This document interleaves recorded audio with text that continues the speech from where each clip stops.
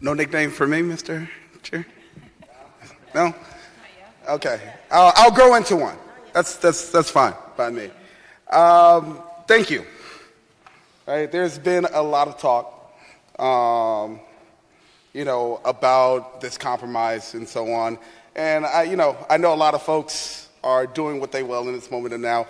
And I find it sad that, folks are staring off into oblivion, taking naps, looking at their phones, while we're having a critical conversation about what's happening, a bill that will affect everyone in this state, right?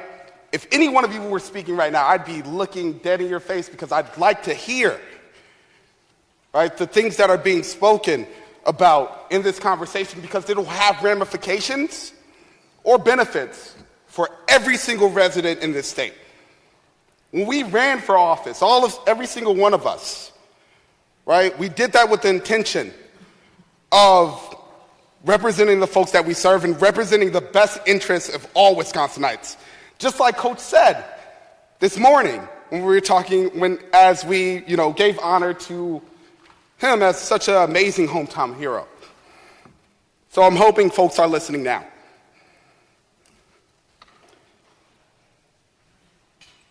This bill is not some grand compromise, and not everyone gets exactly what they want and what they need. A lot of folks are left hanging in the dry and left to fend for themselves. Do you know what I hear when I hear the word compromise? Because history repeats itself. I hear a legacy of harm, of oppression that has left brown, black, and indigenous communities behind for centuries. When I hear compromise, I hear a win for communities across Wisconsin, every single one, except one. Any guesses to which one that might be? It's the one that I'm from, that raised me, that taught me, that ensured that I had the great opportunity to sit in a room of folks who love to talk a lot of crap about the city I'm from. And, like I said, I sat silently a lot of the time as folks berated on the community that I love and I hold near and dear to my heart. And that they come to, right, which a lot of folks have highlighted before, Mr. Speaker, right, for baseball games, for basketball games, and so on. But they haven't spent a lot of time in the communities that are part of the beating heart of this great state. And I encourage them to. Please come hang out in my district. I'd love to have you come through. We have some great things. We might not have the amazing cheese curds that Representative Kurtz has, but we have Sprecher's root beer, so we'd love to have you come through. But back to the conversation at hand. I also want to acknowledge that folks in the city of Milwaukee and the county have asked me to vote yes, my colleagues to vote yes, and so on. More specifically, quite a few of the city and the county's lobbyists. But I'm a democratic socialist, and I don't listen to lobbyists. I listen to the people that I serve, and I listen to the communities that I represent, and the working class citizens of Wisconsin, and I always put them first.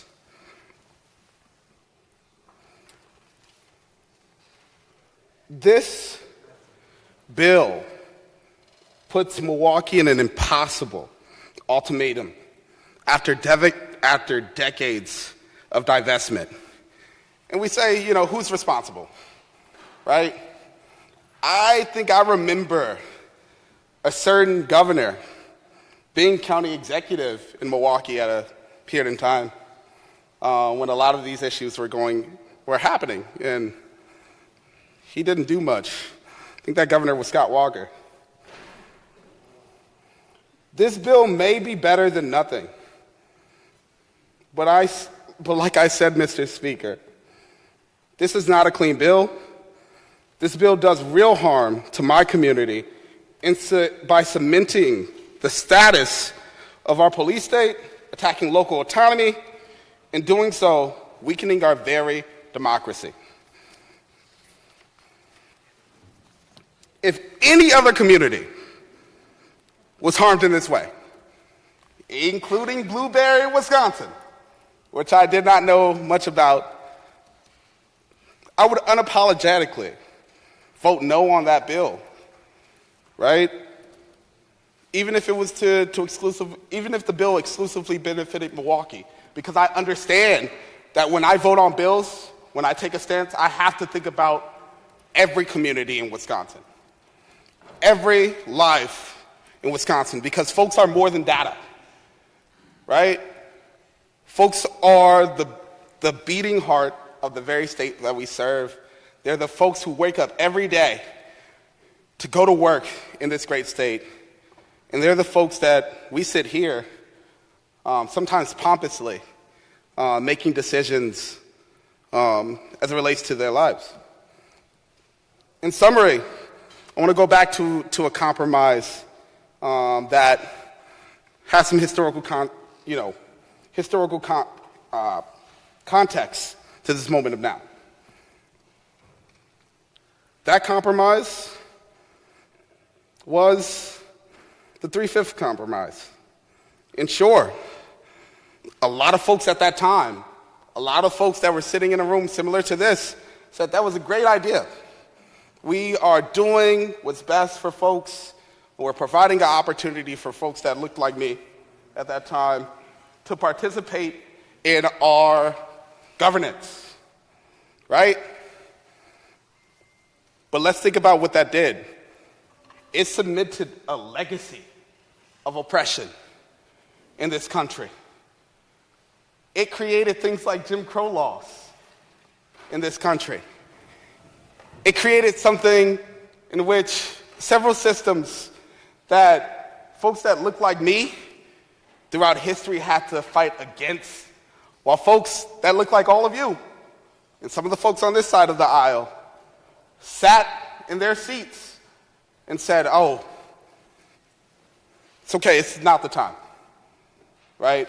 It's not the time to do what's best for black folks, because it makes me as a white person feel uncomfortable. It feels like that this deal that's coming right now in front of us all right now is doing a lot similar. It's asking folks to abandon communities of color for dollars, for economic prosperity, right, for their own stability. So when I hear folks say, I'm on the county board in my community, I was on the city council, I was on the school board. When you made decisions on that board, did you think about all your students? Did you think about how we can make sure that we're creating an inclusive environment? How we can ensure that every student thrives? Or did you make decisions simply based off your own context? When you do that, right, if you do it right, when you make decisions that are inclusive, that think of, the most marginalized communities, that thinks of the young person who might be in a wheelchair, that thinks of the young person who might look like me, that thinks of the young girl who sits in the classroom and might be bullied by young boys in the classroom. That's called something called equity. That's called inclusion. That's called diversity. And that ensures that we're building a thriving, welcoming Wisconsin to the future generations that should have a right to live in this great state. But when you pass a bill like this, you tell those young people, you don't have a future here. We don't need you working here. We don't want you here. And you abandon them. That's not a state that I want to live in, and I don't think that's a state that you want to live in either, Mr. Speaker. So, we should be doing the right thing by voting no to this bill. Thank you.